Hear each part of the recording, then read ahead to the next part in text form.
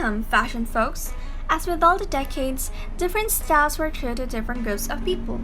To divide it roughly, the 90s had an elegant minimalistic fashion. It was all about simplicity with clothes sans details, a colorless palette with silky fabrics, but also some leather and velvet. The lines, and if details existed, were straight and geometric. The colors were mainly white, black, beige, gray, and some tones of metallic. The clothes were rather defined and followed the silhouette of the body that should be slim and toned, classic, sophisticated, and elegant. Cher, get in here. What's up, Daddy? What the hell is that? A dress. Says who? Calvin Klein. It looks like underwear. Go upstairs and put something over it. Duh, I was just going to. As for the street style fashion, it was quite the opposite. It was oversized, sporty, colorful, and had attitude above all. The most important material was denim, but also leather and fleece. Light pastels were common, but black, white, and denim were even bigger. I'm sorry about this afternoon, Mrs. Vernon Williams. Is Allison home? Because, I'm gonna sing tonight, and I thought she might like to hear me.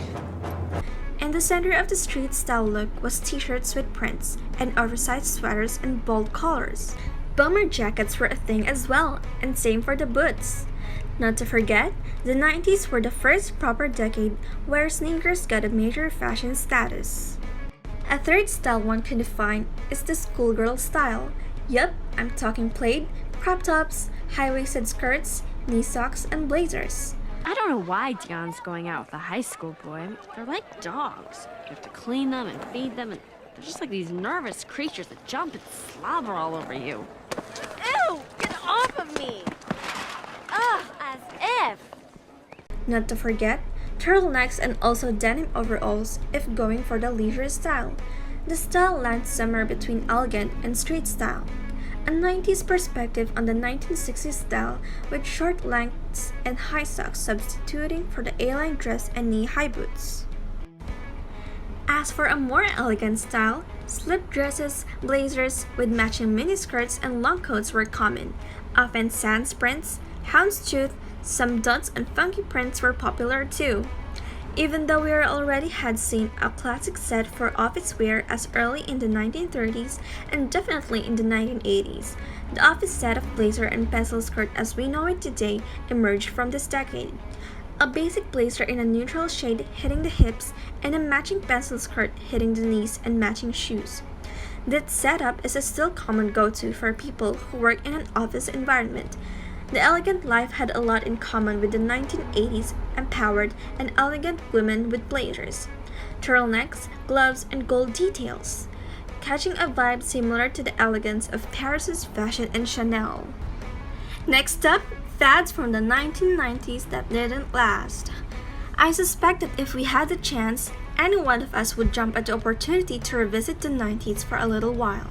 The toys, clothes, and gadgets were one of a kind, making it a bit of a bummer that there were so many fads from the 90s that didn't last. But if you want a little heads up, here are 3 fads that skyrocketed in the 90s and pretty much died in the 90s too. Number 1. Scrunchies. Everyone had a scrunchie lying around when they were growing up in the 90s. Why was a scrunchie so revolutionary for women? Perhaps it's because the product solved a legitimate problem for women. In a time when big hair was in, the scrunchie offered women a way to pull it back without damaging it.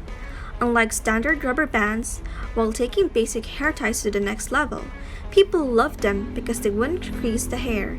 It was also a popular look to stack a bunch of scrunchies on your ankles for a leg warmer look. On top of that, it was just another way to accessorize your already over-the-top looks. Number 2. Butterfly hair clips. And I bought these butterfly clips so you can use it and clip the braids back. But don't pull. These plastic hair clips were flimsy, broken easily, and hold approximately 5 hairs in place. But weren't they so cute and feminine? They could be worn on their own or with matching butterfly earrings and butterfly body stickers. These became popular in 1998 to 1999. Little plastic butterfly clips that girls of all ages wore by the girls in their hair. The typical way of wearing them was to part your hair in several different places and to clip each section of hair so that the butterflies would be all in a row on top of your head. Every teen celebrity wore them, and for good reason. They came in so many colors and were easy to clip away stubborn flyaways. Today, many people wear them for the same reason.